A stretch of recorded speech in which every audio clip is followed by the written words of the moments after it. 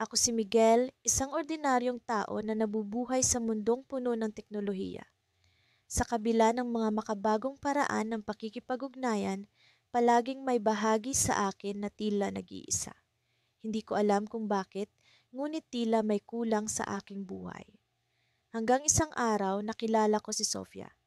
Hindi ko inaasahan na ang isang simpleng pagbisita sa isang online forum ang magiging simula ng isang kwento na babago sa aking pananaw sa pag-ibig. Sa forum na iyon, ibinabahagi ng mga estranghero ang kanilang mga saloobin, pangarap at takot. Doon ko nakita ang username na Sophia88. May kakaiba sa kanyang mga komento, may lalim at damdamin. Parang may hinahanap siyang sagot sa mga tanong na hindi niya maipahayag ng harapan. Isang gabi, napagpasyahan kong magpadala ng mensahe sa kanya. Kamusta, Sophia88? Napansin ko ang mga komento mo. Mukhang marami kang iniisip. Isang simpleng mensahe na puno ng pag-asa na kahit papaano ay makakakuha ako ng tugon. At hindi ako nagkamali. Ilang minuto lang ang lumipas, sumagot siya. Salamat sa pag-reach out, Miguel. Oo, minsan mahirap ipahayag ang nararamdaman. Ikaw, ano ang kwento mo? Nagsimula kaming mag-usap tungkol sa aming mga buhay, mga pangarap at mga bagay na kinatatakutan namin. Parang may lumang tugtugin na nagkaisa sa ritmo ng aming mga puso. Habang lumalalim ang aming pag-uusap, napagtanto ko na marami kaming pagkakatulad. Pareho kaming may mga sugat na dala ng nakaraan, mga pangarap na hindi natupad, at mga taong hindi na naging bahagi ng aming mundo.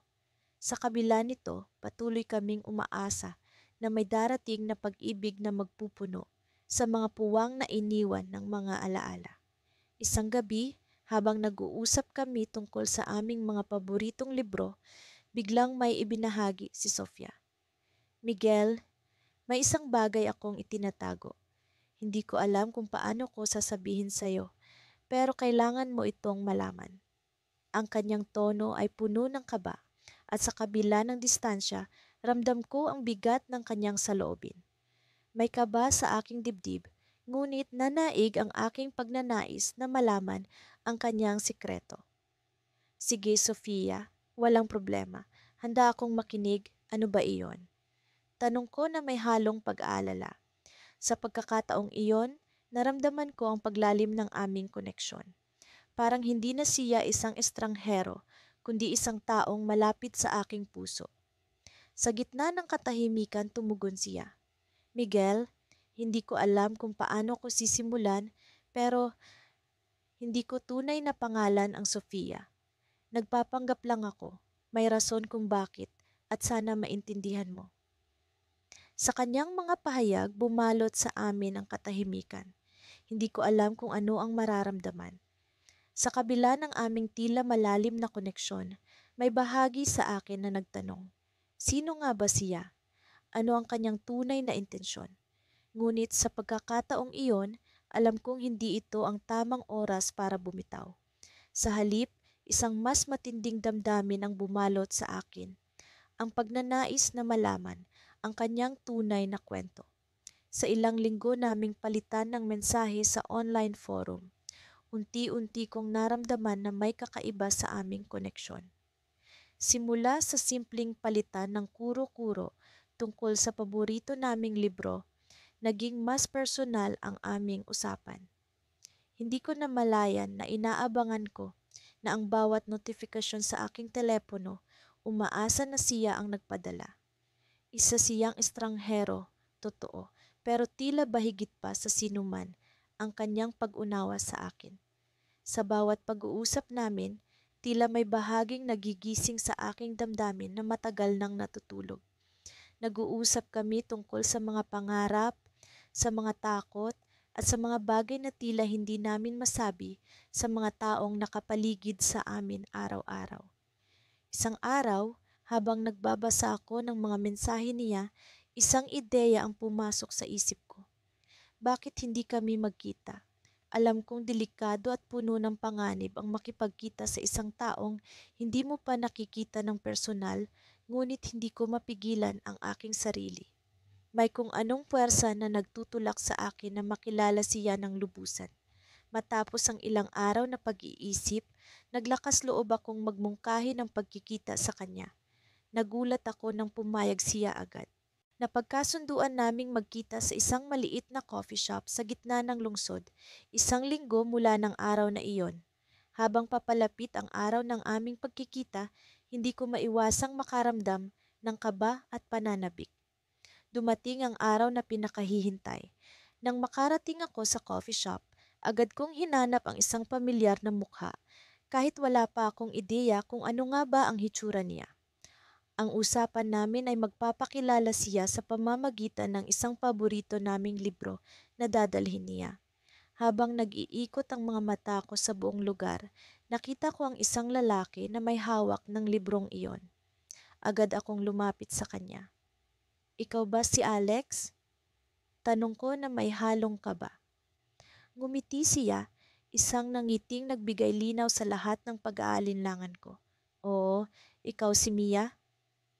Tumango ako at sa unang pagkakataon, nagkita ang aming mga mata. May kung anong kuryente ang dumaloy sa aking katawan, isang pakiramdam na hindi kayang ipaliwanag ng mga salita. Naupo kami at nagsimula ng kwentuhan na parang matagal na kaming magkaibigan. Ang kanyang boses ay tila musika sa aking pandinig at ang bawat salita niya ay tila may kahulugan na higit pa sa kung ano ang kanyang sinasabi. Habang lumalalim ang gabi, napag-usapan namin ang mga bagay na hindi pa namin naibabahagi sa chat. Ang kanyang mga pangarap, ang kanyang mga pagkabigo, at ang mga bagay na nagbigay hugis sa kanyang pagkatao. Ramdam ko rin na ganito rin ang nararamdaman niya sa akin. Sa mga sandaling iyon, tila ba kami lamang ang tao sa mundo. Ngunit sa gitna ng aming masayang pag-uusap, may biglang tumawag sa kanyang telepono. Nagpaumanhin siya at saglit na lumabas ng coffee shop para sagutin ito. Habang ako'y naiwan sa loob, nagmasid ako sa paligid at napansin ang isang pamilyar na mukha mula sa aking nakaraan, si Daniel, ang matagal ko nang hindi nakikitang kaibigan. Nang makita niya akong nakatingin sa kanya, agad siyang lumapit. "Mia, ikaw ba yan?" Tanong niya na may halong gulat at tuwa. "Daniel, anong ginagawa mo dito?" Sagot ko, sabay yakap sa kanya. Hindi ko na malayan na matagal na pala kaming hindi nag-uusap mula nang magdesisyon siyang mangibang bansa. Habang kami nagkukwentuhan, hindi ko maiwasang mapansin ang kakaibang kinang sa mga mata ni Daniel, isang bagay na hindi ko pa nakita noon.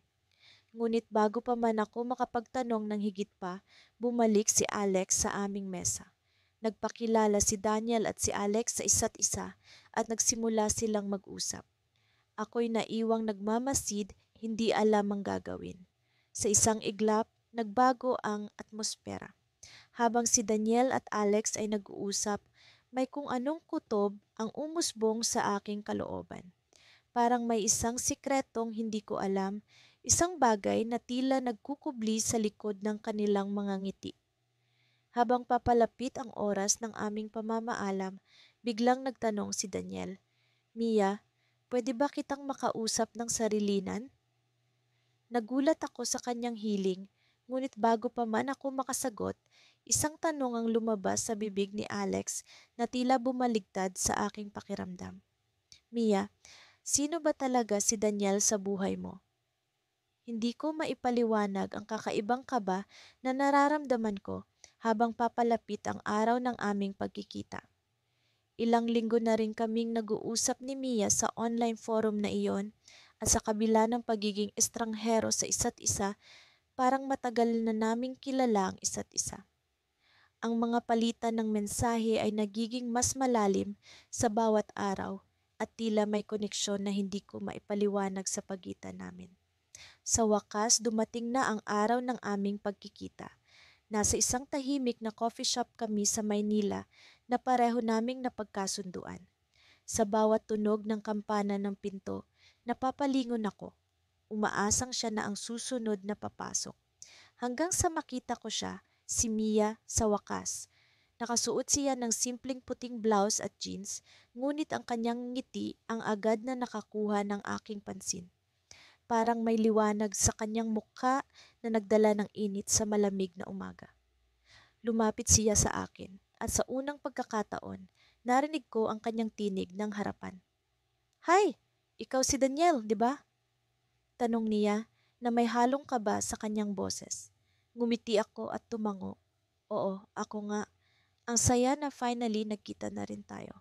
Nag-order kami ng kape at nag-usap tungkol sa iba't ibang bagay, mula sa mga simpleng hilig hanggang sa mga pangarap. Sa bawat kwento, lalo kong nararamdaman ang lalim ng aming koneksyon. Parang hindi namin alintana ang oras habang nagkukwentuhan, at sa bawat kwento, lalo kong nadarama ang kakaibang saya na dulot ng kanyang presensya. Habang nag-uusap kami, napansin ko ang isang detalye sa kanyang kwento na tila kakaiba. Kwento niya tungkol sa isang insidente sa kanyang buhay na tila pamilyar, ngunit hindi ko agad maipinpoint kung bakit. Habang siya ay nagkukwento, may isang pangyayari sa aking nakaraan na biglang bumalik sa aking alaala. Isang insidente na matagal ko nang kinalimutan. Ilang taon na ang nakalipas, may nangyari sa akin na hindi ko malilimutan. Kwento ni Mia. Habang naglalakad ako papunta sa bahay, may isang aksidente sa kalsada. Isang bata ang muntik ng masagasaan ng sasakyan, pero may isang estranghero na sumaklolo. Hindi ko alam kung bakit, pero parang may espesyal na koneksyon ako sa taong iyon kahit hindi ko siya nakita ng maayos. Bigla akong natigilan, biglang bumalik sa akin ang alaala ng gabing iyon. Ako ang estranghero na iyon. Ako ang tumulong sa batang muntik ng masagasaan. Ngunit hindi ko alam na si Mia pala ang nasa likod ng pangyayaring iyon. Biglang bumilis ang tibok ng aking puso. Hindi ko alam kung paano sasabihin sa kanya na ako ang estrangherong iyon. Panandali ang katahimikan ang namagitan sa amin, ngunit nagpatuloy siya sa kanyang kwento, tila walang ideya sa aking nalalaman. Sa kabila ng damdamin kung gusto ko nang sabihin ang katotohanan, may bahagi sa akin na nag-aalala sa magiging reaksyon niya. Paano kung hindi niya matanggap? O paano kung magbago ang lahat sa pagitan namin? Habang nag-iisip ako ng tamang paraan para sabihin ito, biglang may tumunog na notifikasyon sa aking telepono.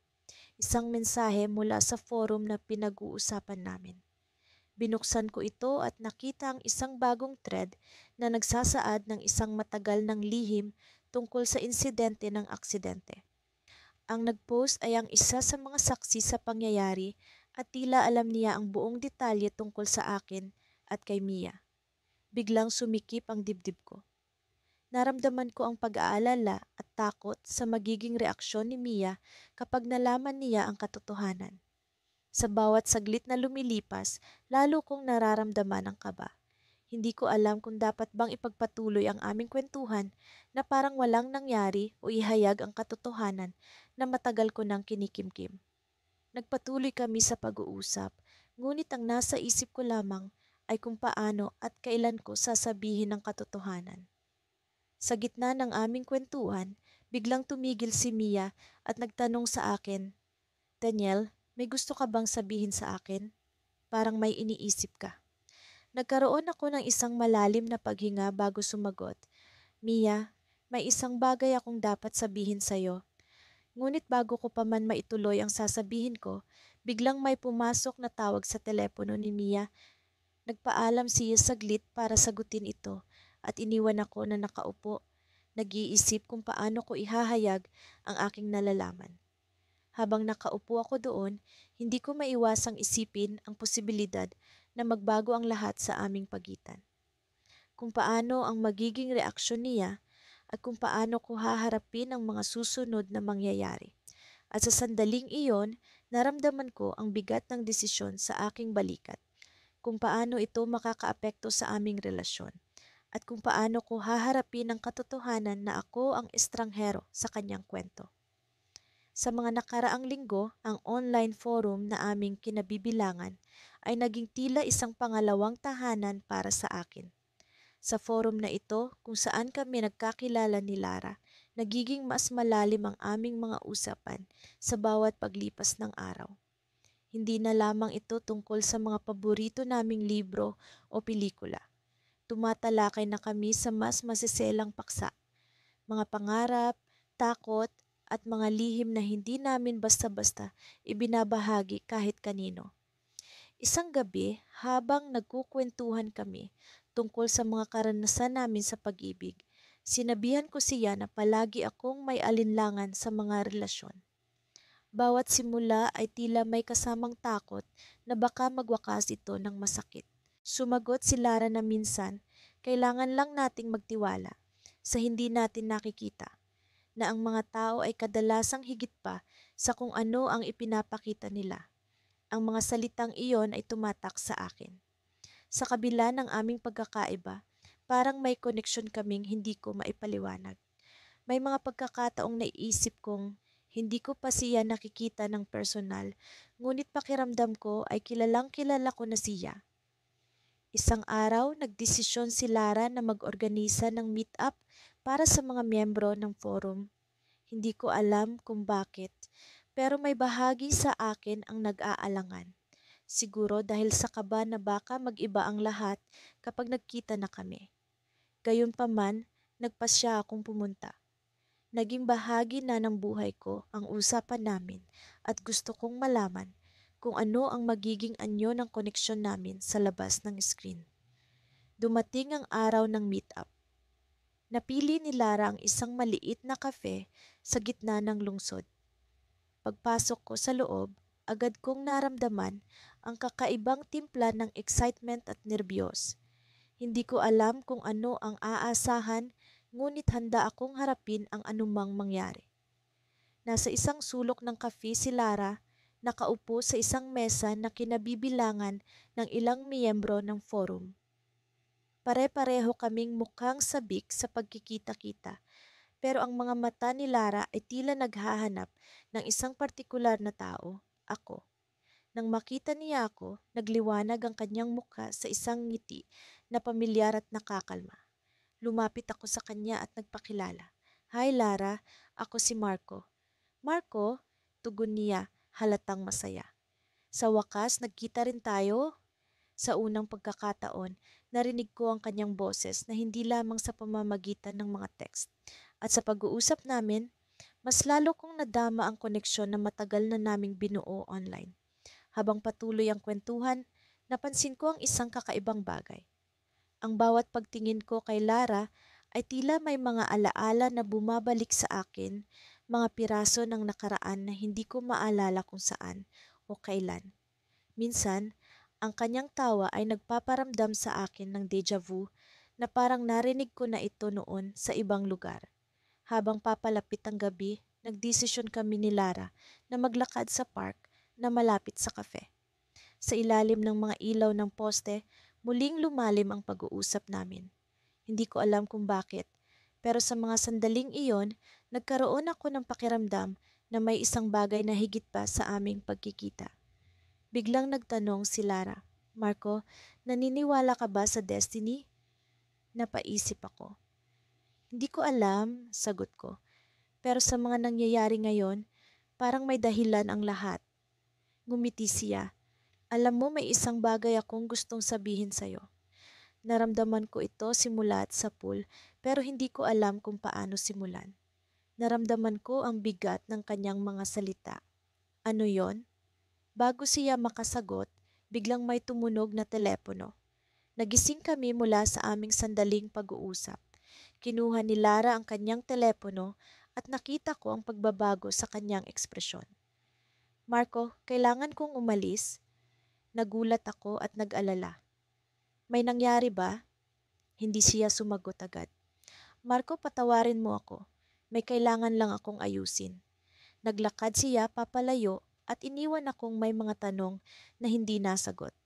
Ang gabi na dapat sana'y puno ng kasiyahan ay biglang nagkaroon ng misteryo. Habang naglalakad akong mag-isa pabalik sa kafe, may isang piraso ng papel na nahulog mula sa aking bulsa. Binasa ko ito, isang larawan ng isang bata, kasama ang isang babaeng may malambing na ngiti. Sa likod ng larawan may nakasulat, "Para kay Marco, mula kay Lara." Nagtataka ako kung ano ang ibig sabihin nito. Sino ang batang ito? At bakit may kopya si Lara ng larawan na ito?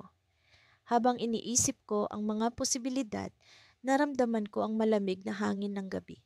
Tila sinasabi sa akin na ang kwento namin ni Lara ay malayo pa sa wakas. Sa aming patuloy na pag-uusap sa online forum, unti-unti kong nararamdaman na ang koneksyon namin ni Leia ay higit pa sa simpleng palitan ng mga mensahe.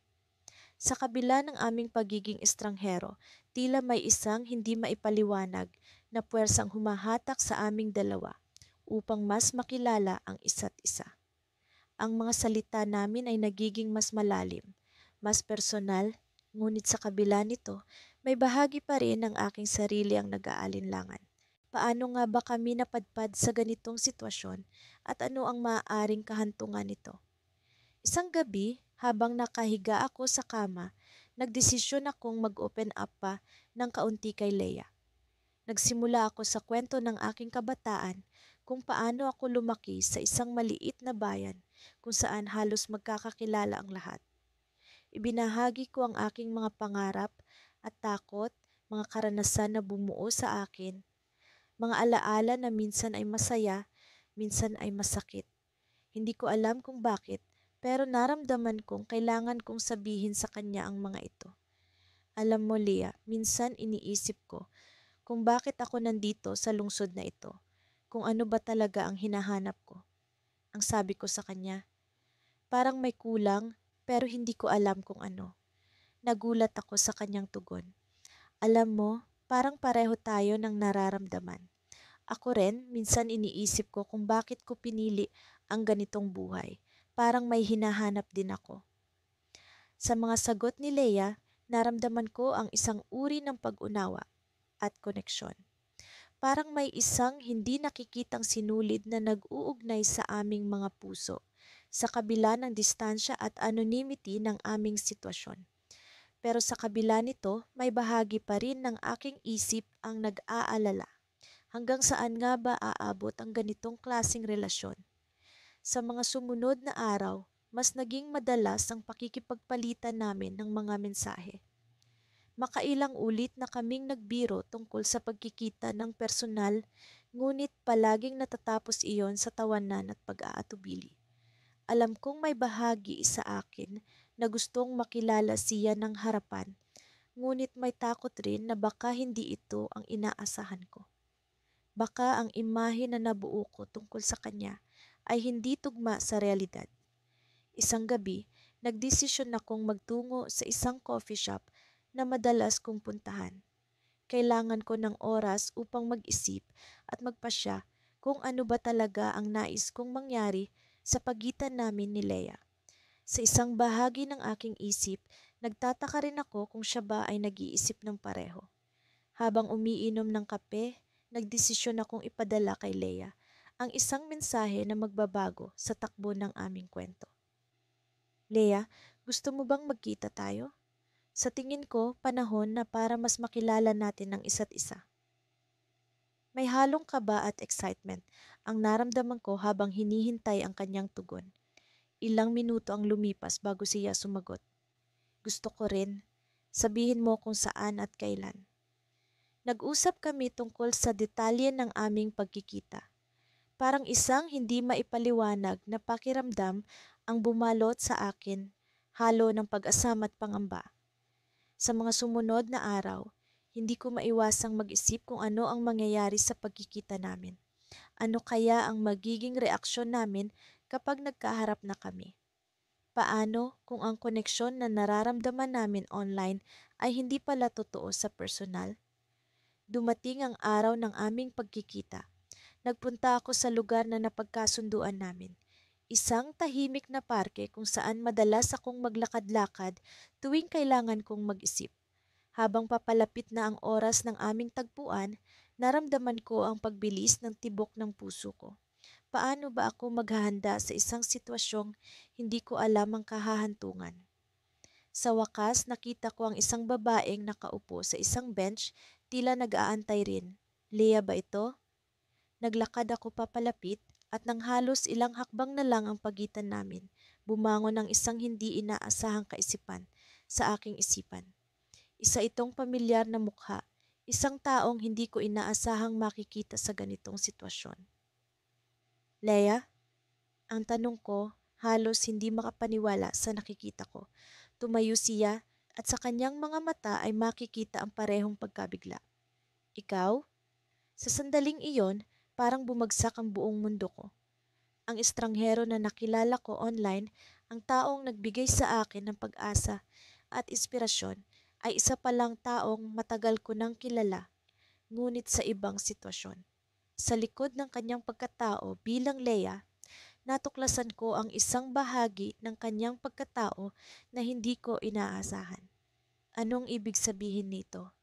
Ang tanong ko, hindi maalis sa isip ang posibilidad ng isang mas malalim na kwento sa likod ng aming pagkikita. Sa aming pagtatagpo, naramdaman ko ang simula ng isang bagong kabanata, isang kwento ng pag-asa at pag-ibig na puno ng misteryo at hindi inaasahang mga pangyayari. Ngunit sa likod ng lahat ng ito, may tanong na bumabagabag sa akin. Paano nga ba namin haharapin ang twist na ito sa aming kwento? Mula nang magtagpo kami ni Luna sa online forum na iyon, hindi ko akalaing magiging ganito kalalim ang aming koneksyon. Sa bawat gabi na magkausap kami, tila ba unti-unting bumubukas ang aking mundo sa isang taong hindi ko pa nakikita.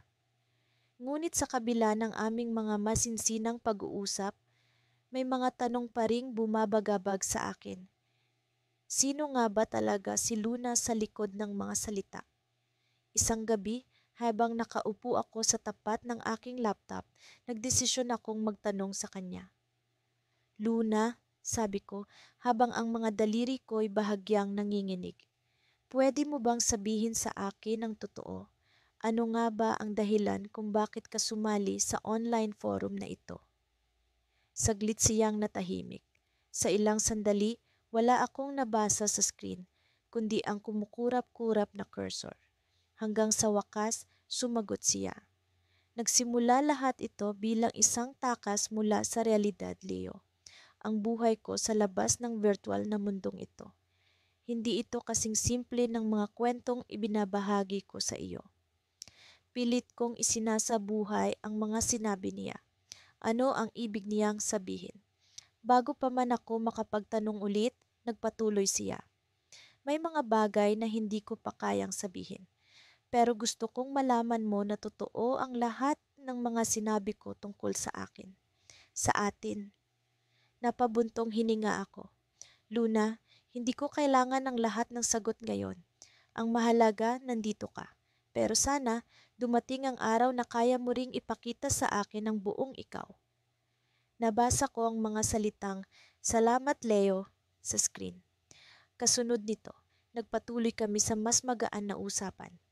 Pinag-usapan namin ang aming mga pangarap, ang mga lugar na gusto naming bisitahin, at ang musika na nagtutulak sa amin na humakbang sa bawat araw. Pero sa likod ng mga ngiti at tawa ay nariyan pa rin ang bigat ng kanyang mga salita. Ano ang itinatago ni Luna? Paano kung ang kanyang mga lihim ay magdala ng sakit? Gayunpaman, naniniwala akong may dahilan kung bakit kami pinagtagpo ng pagkakataon. Lumipas ang mga araw at nanatili akong umaasa. Hanggang isang gabi, habang nasa kalagitnaan kami ng masayang kwentuhan, biglang nagbago ang tono ng kanyang mga mensahe. Leo, simula niya, may kailangan akong sabihin. Bigla akong kinabahan. Ano iyon, Luna? Kailangan kong umalis at maaaring hindi na ako makabalik. Naramdaman ko ang pagbilis ng tibok ng aking puso. Anong ibig mong sabihin? Bakit? May nangyari ba? Mahirap ipaliwanag, sagot niya. Pero may kinalaman ito sa mga bagay na hindi ko pa nasasabi sa iyo. May mga bagay na kailangan kong ayusin sa buhay ko. Hindi ko alam ang isasagot. Sa kabila ng aking pagkalito, naramdaman kong sincere siya sa kanyang mga salita. Luna, nandito lang ako. Kahit ano pa man ang mangyari, handa akong makinig. Salamat, Leo, sagot niya. Ikaw ang naging kanlungan ko sa kabila ng lahat. Pero baka kailangan ko munang mawala pansamantala.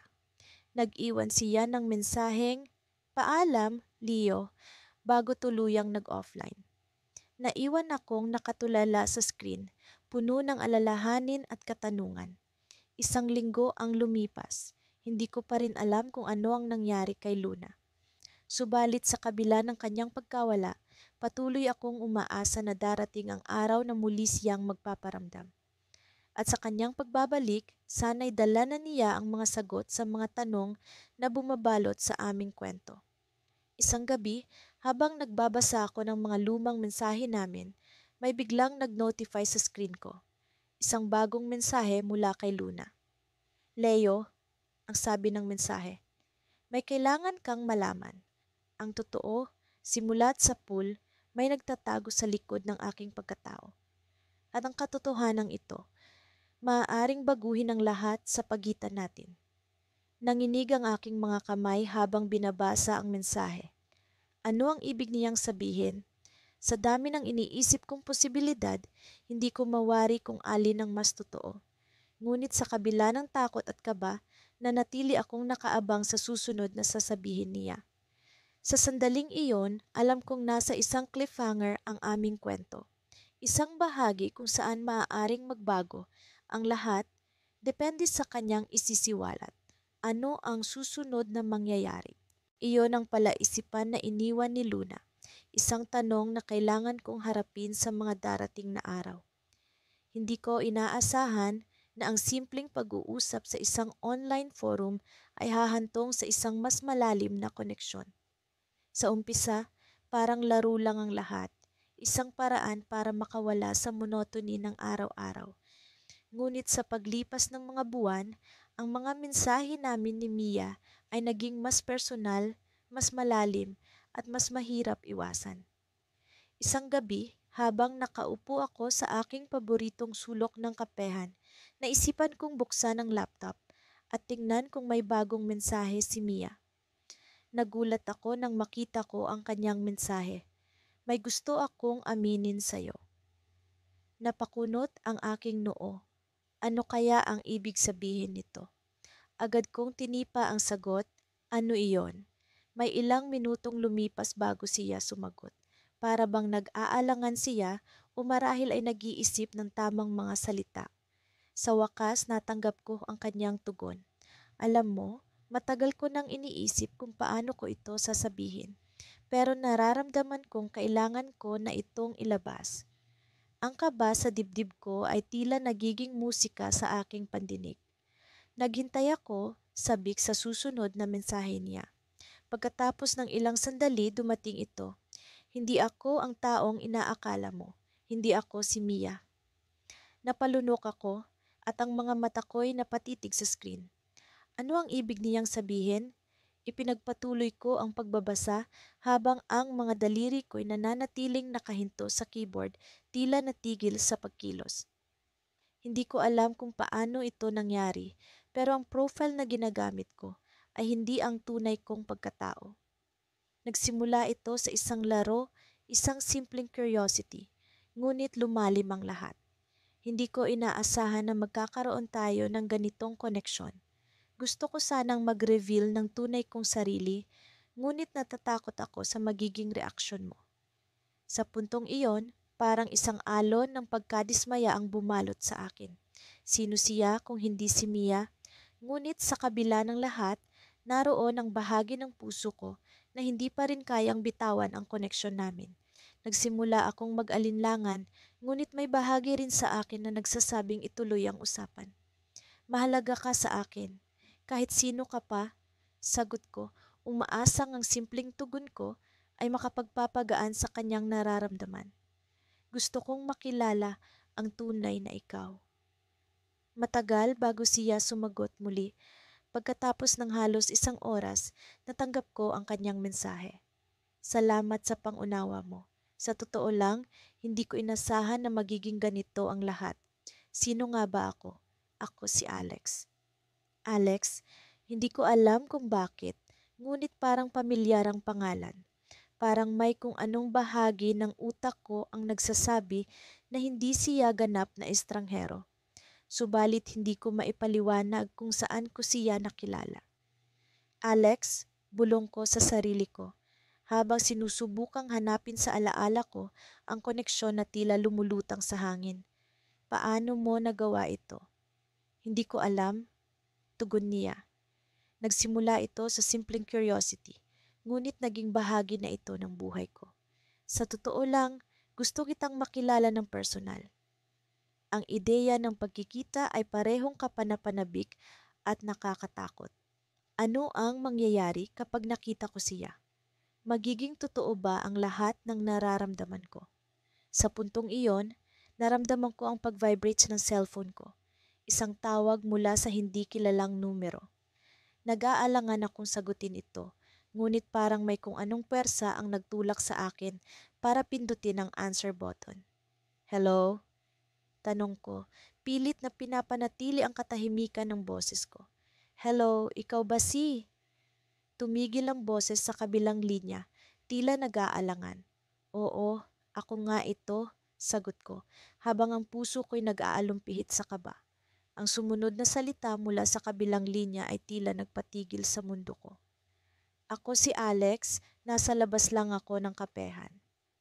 Mabilis ang tibok ng puso ko habang bumangon ako mula sa pagkakaupo. Lumabas ako ng pinto ng kapehan at doon, sa ilalim ng malamlam na ilaw ng kalye, nakita ko ang isang figura na nakatayo na may hawak na cellphone sa kanyang tainga. Isang lalaking pamilyar. Isang mukha na hindi ko inaasahang makikita sa ganitong pagkakataon. Napalunok ako. Hindi alam kung paano magre-react. Siya ba talaga ito? Sa gitna ng malamig na hangin ng gabi, naramdaman ko ang init ng kanyang presensya. Ang pagnanasa na magtanong, ngunit sa parihong oras, ang takot na malaman ang sagot. Dito nagsimula ang isang bagong yugto ng aming kwento, isang hindi inaasahang twist na magdadala sa amin sa hindi tiyak na landas ng pag-ibig at pagkakaibigan. Sa loob ng ilang buwan, ang pag-uusap namin ni Lara sa online forum ay naging bahagi na ng araw-araw kong routine.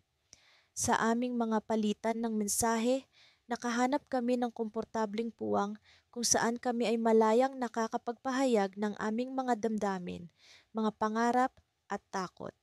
Sa kabila ng virtual na distansya, unti-unti kong naramdaman ang koneksyon sa kanya na tila ba matagal na kaming magkaibigan. Ngunit sa kabila ng lahat ng ito, isang tanong ang palaging bumabagabag sa akin. Kailan kami magkikita sa totoong buhay? Isang araw, habang nagtatype ako ng mensahe sa forum, napansin kong may bagong thread na lumitaw. Meet up sa Sabado. Sinong gusto makipagkita? Ang pamagat ay tila isang imbitasyon na hindi ko pwedeng palampasin. Nagsimula akong magbasa ng mga komento at sa aking gulat, nakita ko ang username ni Lara na nag-iwan ng mensahe. Ako'y interesado. Sana makadalo. Agad kong tinype ang aking sagot, ako rin, mukhang masaya ito. Naramdaman ko ang kaunting kaba na bumalot sa akin. Sa wakas, ito na ang pagkakataon ko na makilala siya sa labas ng aming mga screen. Sa mga sumunod na araw, hindi ko maiwasang mag-isip kung paano magbabago ang dynamics namin sa pagkikita. Sa mga kwento, ang ganitong klase ng sitwasyon ay kadalasang nagdadala ng sorpresa at hindi inaasahang pag-unlad. Dumating ang Sabado at habang papunta ako sa coffee shop kung saan gaganapin ang meet-up, hindi ko maiwasang makaramdam ng halo-halong emosyon. May bahagi ng pagkatao ko na natatakot. Paano kung hindi namin magustuhan ang isa't isa sa personal? Ngunit mas nangingibabaw ang excitement sa akin. Pagdating ko sa lugar, agad kong hinanap ang mga tao na mukhang mula sa forum. May mga nakaupo sa isang malaking mesa, nagtatawanan at nag-uusap. Habang papalapit ako, nagpakilala ako sa kanila at sinubukang maghanap ng pamilyar na muka. Ngunit sa aking pagkabigo, wala si Lara sa mga naroon. Nagpatuloy ang gabi at habang masaya ang grupo, hindi ko maiwasang mapadpad ang aking mata sa pintuan sa tuwing may pumapasok. Paano kung hindi siya dumating? Nang medyo kalmado na ang usapan, may isang babae na dumating. Maliit ang kanyang tindig, may mahabang buhok at may suot na simpleng damit na tila ba umaayon sa kanyang personalidad. Naglakad siya papunta sa aming mesa at sa aking gulat, siya ay nagpakilala bilang Lara. "Hi, ako si Lara," sabi niya habang nakangiti sa amin. Ang kanyang tinig ay malambing at puno ng kasiguraduhan. Tumayo ako upang makipagkamay. Ako si Daniel. Sa wakas, nagkita rin tayo. Sa pag-uusap namin, naramdaman ko ang natural na daloy ng komunikasyon na parang hindi kami nagkahiwalay sa virtual na mundo. Lahat ng takot ko ay naglaho sa hangin. Ngunit sa kalagitnaan ng aming tawanan at kwentuhan, biglang tumunog ang kanyang telepono. Nagpaalam siya saglit at lumayo sa aming mesa. Habang nag-aantay, may isang bagay na bumabagabag sa akin, isang nararamdamang tensyon na hindi ko maipaliwanag. Nang bumalik siya, may kakaibang ekspresyon ng kanyang mukha, tila ba may mabigat na pinagmulan. "Daniel, may kailangan akong sabihin sa iyo," simula niya, may bahagyang pag-aalinlangan sa kanyang tinig. "Alam kong naging maganda ang pagkakaibigan natin sa forum, pero may isang bagay na hindi ko pa nasasabi." Napatingin ako sa kanya, nagtataka kung ano ang sasabihin niya. "Ano iyon, Lara?" Huminga siya ng malalim bago nagsalita. "Hindi ako si Lara." Parang bumagsak ang lahat ng bumubuo sa aking mundo. Ang mga salitang iyon ay nag-iwan ng malalim na marka sa akin. Paano nangyari ito? Sino siya? Naghalo ang lahat ng emosyon, pagkalito, pagkabigo at pag-aalala. Ang babae sa harap ko ay hindi ang taong inaasahan kong makilala. "Kung hindi ka si Lara, sino ka?" Tanong ko, pilit na inaalam ang buong katotohanan. Hinawakan niya ang aking kamay, tila ba humihingi ng pasensya. "Ako si Mia, kaibigan ni Lara. May ibang dahilan kung bakit ako nandito at kailangan mo itong malaman." Ang kanyang mga mata ay puno ng sinseridad, ngunit ang sitwasyon ay tila may mas malalim na aspeto na kailangan kong alamin. Sa puntong iyon, naramdaman ko ang bigat ng misteryo na bumabalot sa amin, at ang tanging tiyak ay ang hindi pa kami tapos sa kwento namin. Sa bawat araw na lumilipas, lalong nagiging masaya ang pakikipag-usap ko kay Luna. Siya ang babaeng estranghero na nakilala ko sa isang online forum na para sa mga mahilig sa literatura at sining. Ang mga palitan namin ng mensahe ay tila mga pahina ng nobela, punong-puno ng emosyon, misteryo, at mga saloobin na hindi ko pa nasasabi sa kahit na sino. Sa kabila nito, hindi ko pa rin maiwasang magtanong sa aking sarili kung paano nga ba kami nauwi sa ganitong klaseng koneksyon. Paano nga ba nagtagpo ang landas namin sa virtual na mundo? Sa isang ordinaryong gabi, habang nakaupo ako sa aking desk at iniisip ang muling pag-uusap namin ni Luna, may napansin akong kakaiba sa aming forum. Isang bagong thread ang lumitaw, ngunit walang nag-post maliban sa isang cryptic na mensahe. Ang tunay na pagkakakilanlan ay nasa ilalim ng mga salita. Magsimula sa kung saan nagtatapos ang lahat. Nagtataka ako kung ano ang ibig sabihin nito. Isa ba itong senyas? Isang laro?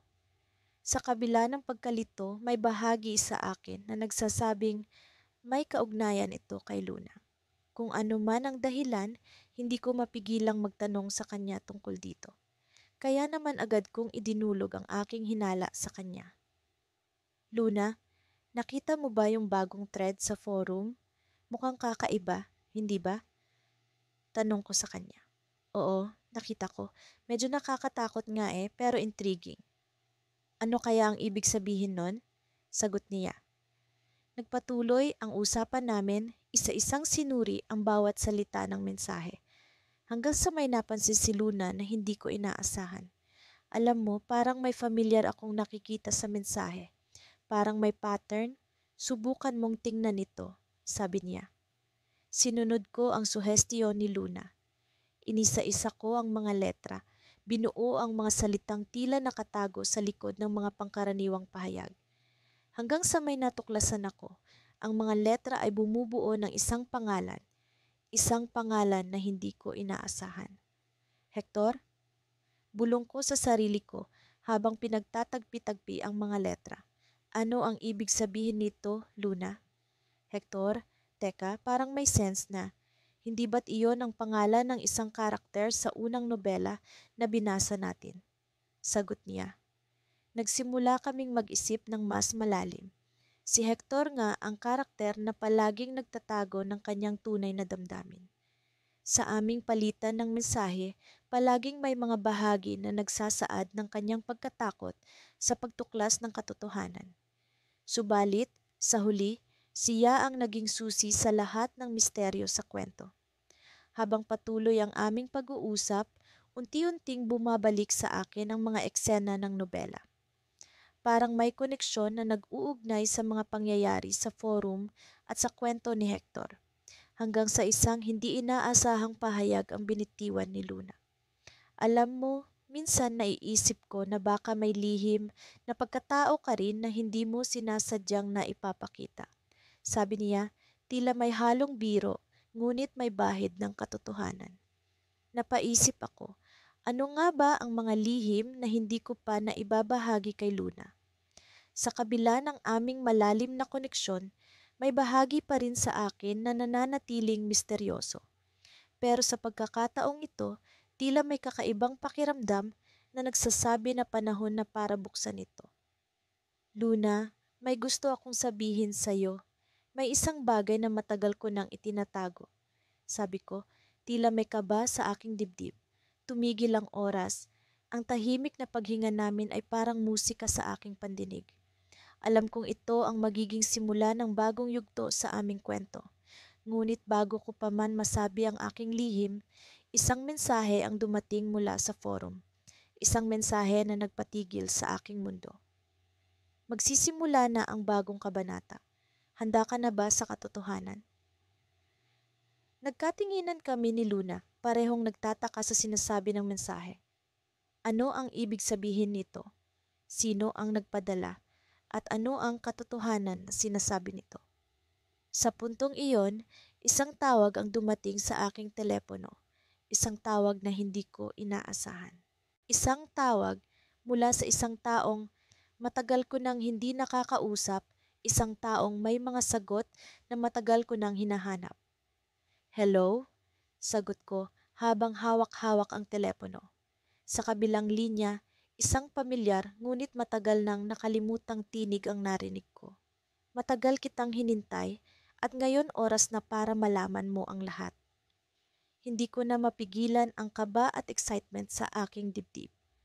Sa wakas, heto na ang katotohanang matagal ko nang iniiwasan. Ngunit ang tanong, handa na nga ba ako? Nang buksan ko ang aking laptop, hindi ko maiwasang mapangiti. Muli kong binuksan ang online forum na naging tulay ng aming pagkakakilala ni Lila.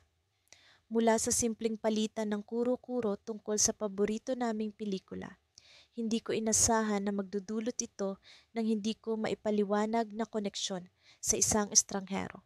Isang koneksyon na tila lumalalim sa bawat mensaheng aming pinapalitan. Good morning, Alex, bungad ni Lila sa kanyang mensahe. May nakita akong bagong pelikula. Gusto mo bang pag-usapan natin? Agad ko siyang sinagot. Good morning, Lila. Oo naman. Palagi akong interesado sa mga sinusuggest mo. Habang patuloy ang aming pag-uusap, hindi ko maiwasang maalala ang huli naming usapan. Nagpasya kaming magkita ng personal. Matagal na rin naming pinag-iisipan ito, ngunit laging nauudlot dahil sa mga abala sa buhay. Ngayon, tila walang makakapigil sa amin. Sa wakas, makikilala ko na siya ng harapan. Alex, sigurado ka ba sa Sabado? Tanong ni Lila.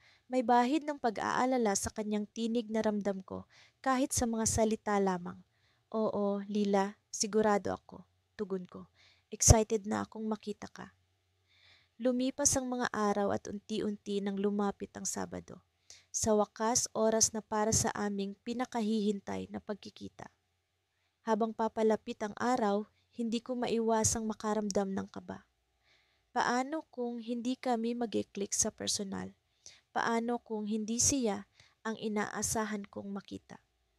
Ngunit sa kabila ng lahat ng ito, mas nangingibabaw ang excitement. Dumating ang Sabado. Nasa isang maliit na kafe kami nagkasundong magkita, isang lugar na hindi matao ngunit may magandang ambience. Dumating ako ng mas maaga upang maghanda. Pinili kong umupo malapit sa bintana upang madali niya akong makita. Habang hinihintay ko siya, nag-order ako ng kape upang kahit papaano'y maibsan ang aking kaba. Maya-maya, bumukas ang pinto ng kafe. Isang babae ang pumasok, may hawak na cellphone at tila may hinahanap. Agad kong nakilala ang kanyang mukha mula sa mga litratong ipinadala niya. Si Lila na ito. Tumayo ako at kumaway upang makuha ang kanyang atensyon. Agad na kumislap ang kanyang mga mata nang makita niya ako. Lumapit siya at nagbigay ng nangiti na tila nagsasabing, sa wakas. "Hi, Alex," bati niya.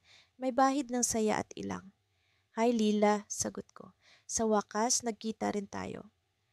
Umupo siya sa harap ko at nagsimula kaming mag-usap. Parang hindi namin unang pagkikita. Ang saya sa aming mga boses at pagtatawanan sa aming mga kwento ay parang musika sa aking pandinig.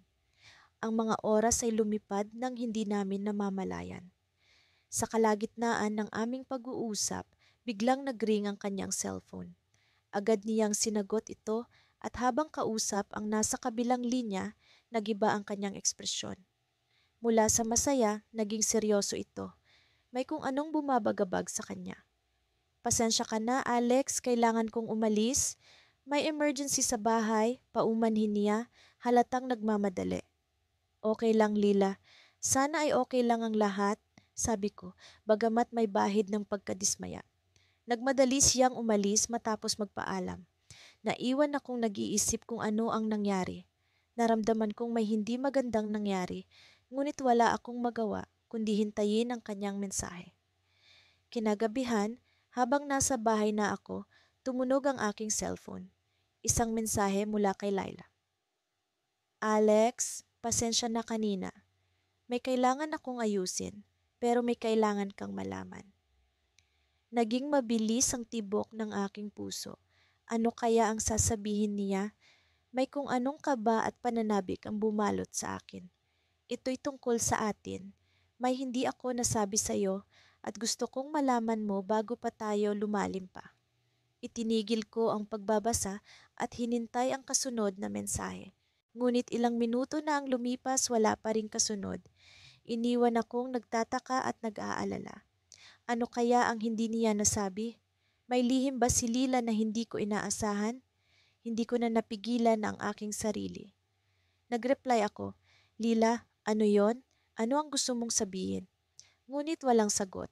Sa gabing iyon, bumalot ang katahimikan sa aking paligid. Isang katahimikang puno ng mga tanong at pag-aalala. Ano nga kaya ang lihim ni Lila? At paano nito maaapektuhan ang aming relasyon? Sa kabila ng lahat, patuloy akong umaasa na sa aming muling pagkikita, lahat ng ito ay magkakaroon ng kasagutan. Ngunit sa ngayon, naiwan akong nag-iisip at nag-aabang. Sa puntong ito ng aming kwento, hindi ko na halos maisip na minsan ay estranghero lamang kami ni Mia sa isa't isa. Ang mga pag-uusap namin sa online forum tungkol sa mga munting bagay, mga libro, pelikula at musika ay naging pundasyon ng isang relasyong hindi ko inakalang magiging ganito kalalim. Pagsapit ng araw na iyon, naramdaman kong panahon na upang mas kilalanin pa siya, hindi lamang sa pamamagitan ng mga salita sa screen, kundi sa personal. Kaya naman nagpasya akong imbitahan siya sa isang maliit na coffee shop sa tabi ng parke. Nasa isang sulok ako ng kafe, tahimik na nagmamasid sa mga tao nang pumasok si Mia. Agad na bumilis ang tibok ng puso ko. Hindi lang dahil sa kaba, kundi dahil sa ligaya na makita siya sa wakas. Suot niya ang isang simpleng puting bestida na bumagay sa kanyang natural na kagandahan. Ngumiti siya nang makita ako at pakiramdam ko'y parang lumambot ang mundo. "Hi!" bati niya habang umuupo sa tapat ko. "Pasensya na, medyo traffic." Okay lang?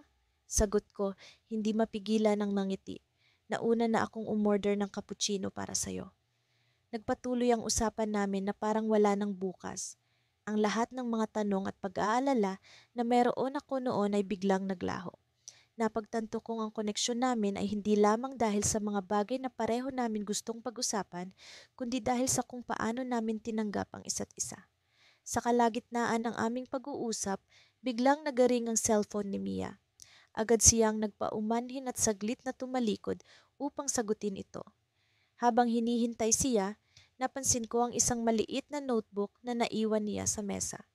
Hindi ko tiyak kung tama bang buksan ito, pero tila may kung anong humihila sa akin upang tingnan ang laman nito. At sa aking pagkagulat, nakita ko ang nakasulat ng mga plano para sa isang paglalakbay na tila hindi lamang para sa kanya kundi para sa aming dalawa. Nang bumalik si Mia, may kakaibang nangiti sa kanyang mukha. Hindi ko maiwasang itanong, ano tong nakita ko sa notebook mo? Natawa siya at sinabing, ay, nakita mo na pala, matagal ko ng plano. Yan, kaya lang hindi ko alam kung paano ko sisimulan. Para saan to? Tanong ko, kahit may ideya na ako. Tungkol sa atin, sagot niya, tila may kaunting pag-aalangan. Gusto ko sanang pumunta tayo sa mga lugar na pinangarap nating puntahan mula pa noon, yung mga lugar na palagi nating pinag-uusapan. Hindi ko napigilang mapangiti. Gusto ko yan, ngunit paano kung may hindi inaasahang mangyari? Di mas maganda, biro niya, ngunit may seryosong kislap sa kanyang mata. Ang importante, magkasama tayo. Nang maghiwalay kami ng gabing iyon, dala ko ang notebook ni Mia. Sinilip ko muli ang mga plano niya at napaisip sa kung anong hinaharap ang naghihintay sa amin. Ngunit habang naglalakad pa uwi, may napansin akong kakaiba. Isang maliit na papel ang nakaipit sa likod ng notebook. Hindi ito bahagi ng mga plano niya. Isang sulat ito. Binuksan ko iyon at binasa. Alam kong hindi madali ang lahat ng ito para sa atin. Nakasaad sa sulat. Ngunit may kailangan akong aminin. May bagay akong hindi ko pa nasasabi sa'yo at takot akong baka magbago ang lahat kapag nalaman mo. Napahinto ako, ang puso ko'y tila tumigil sa pagtibok. Ano kaya ang hindi niya nasasabi? Muli kong binasa ang sulat, ngunit wala ng ibang detalye. Isang misteryo na kailangang lutasin. Ngunit sa kabila ng pag-aalala, alam kong mahalaga si Mia sa akin at handa akong malaman ang lahat. Kahit pa magdulot ito ng pagbabago sa aming relasyon. Sa isip ko, may dalawang posibilidad. Ang sulat ba ay isang babala o isa lamang bahagi ng mas malalim at mas masalimuot na kwento ng aming pagmamahalan? Hindi ko alam. Ngunit isa lang ang sigurado, hindi ko kayang mawala si Mia. At sa susunod na pagkikita namin, alam kong oras na para ipaalam sa kanya na handa akong harapin ang anumang lihim na itinatago niya. Ngunit paano kung ang kanyang sikretong ito ay magdulot ng hindi inaasahang pagbabago? Paano kung ito ang maging sanhi ng aming paghihiwalay? Sa kabila ng mga tanong na bumabagabag sa akin, may isang bagay na nagbigay sa akin ng lakas ng loob. Ang pag-asang, sa kabila ng lahat, ang aming pagmamahalan ay hindi lamang isang pangarap, kundi isang katotohanan na handa naming ipaglaban. Ngunit sa likod ng mga ngiti at ligaya, may banta ng isang lihim na nagkukubli sa anino, isang lihim na magpapabago sa takbo ng aming kwento.